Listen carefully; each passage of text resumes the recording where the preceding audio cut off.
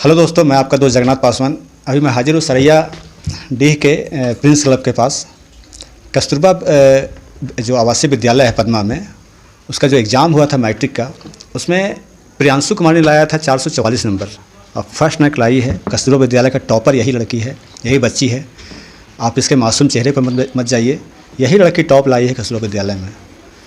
तो मैं जानने के लिए आया कि कैसे तैयारी किए थे, क्या वहाँ पे पढ़ाई का मतलब जोर दिया जाता है टीचर लोग से, शिक्षक लोग से, वहाँ के आपके गार्जियन से कैसे आपको सपोर्ट मिला, आपके मित्र लोग से कैसे आपको सपोर्ट मिला, आप तैयारी कैसे किए, ये जानने के लिए मैं आया हूँ।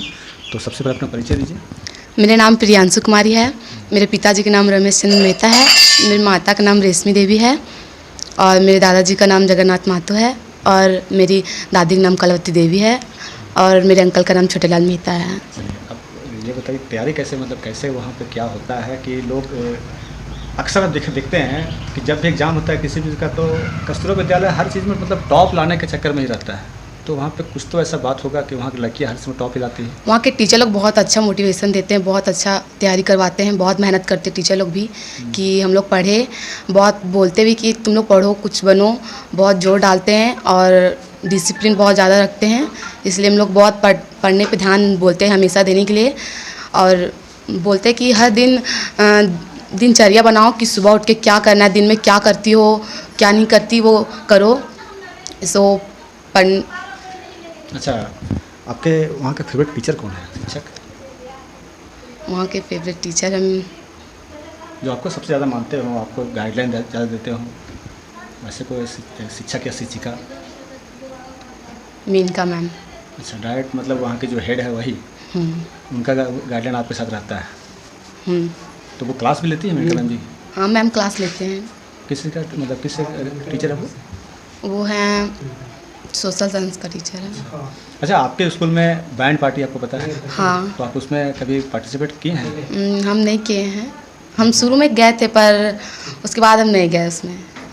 अच्छा, मैट्रिक का एग्ज़ाम जब हो रहा था तो आप वहीं रह कर तैयारी किए थे कि मतलब घर या? नहीं, हम वहीं रह के तैयारी किए थे पूरा मतलब सिर्फ एग्ज़ाम देने के बाद अब घर आए? हाँ, एग्ज़ाम देने के बाद ही हम घर आए। तो सिलेबस से अलग कुछ पढ़ाया जाता है वहाँ पे? सिलेबस से अलग, ताकि और कुछ ज्ञान बढ़े, जैसे सिलेबस से अलग? आकांक्षा वहाँ पढ़ाई कराया जाता है। वो क्या है?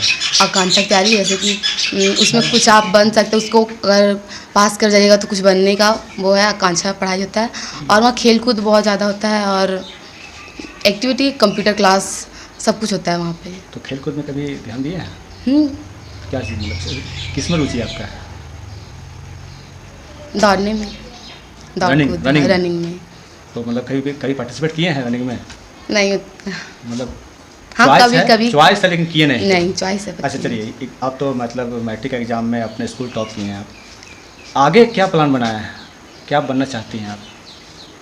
मेरा 12 में जितना रैंक आएगा उसके बाद ही वो होगा कि 12 में रिजल्ट जैसा आएगा। मन में होता है कि हम ये बनना चाहते हैं, ये तो उसी हिसाब से बच्चा तैयारी करता है पहले से। Doctor, nurse. तो आपको साइंस लेना पड़ेगा और कस्तूरबा में साइंस तो है नहीं। वहाँ से चेरी भेजा जाता है साइंस के लिए। चरी भेजा जाता है? चरी में मतलब है कस्तूरबा है वहाँ भेजा जाता है। यहाँ से ट्रांसफर साइंस है नहीं, यहाँ आर्ट्स से।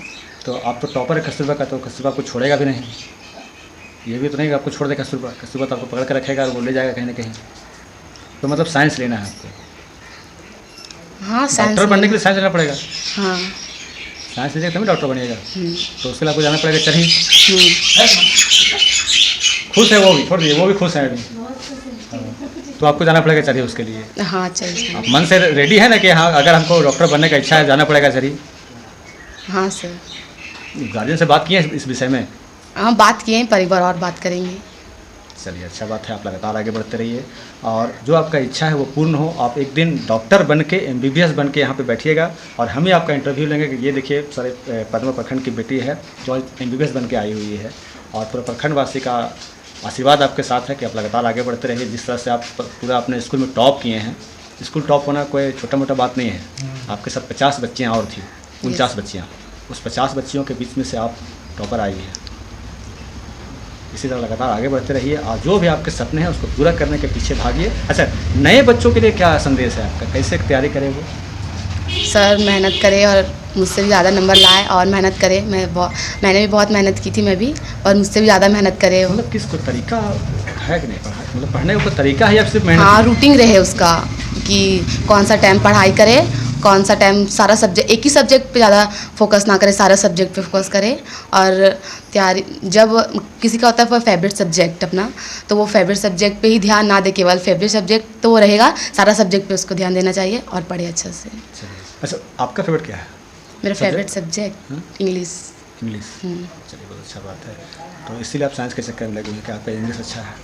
चलिए, आप लगातार आगे बढ़ते रहिए, और जो आपने संदेश दिया नए बच्चों के लिए कि आप रूटीन पे चलिए, जो आपका फेवरेट सब्जेक्ट है उससे ऐसा ना हो कि सिर्फ उसी में रमे रहिए, सभी विषय को एक साथ लेके चलिए, तभी आप अच्छा नंबर, अच्छा रैंक ला सकते हैं। वैसे आपका कौन से विषय में सबसे ज़्यादा नंबर है? हिंदी में। अच्छा, इंग्लिश पसंद है आपको, और सबसे ज़्यादा नंबर आपका हिंदी में आया, कितना आया है? 96 हिंदी में। 96। चलिए, इंग्लिश पसंद है लेकिन मातृभाषा में आपका नंबर सबसे ज़्यादा आया है। चलिए, आप लगातार आगे बढ़ते रहिए, यही कामना हम करेंगे।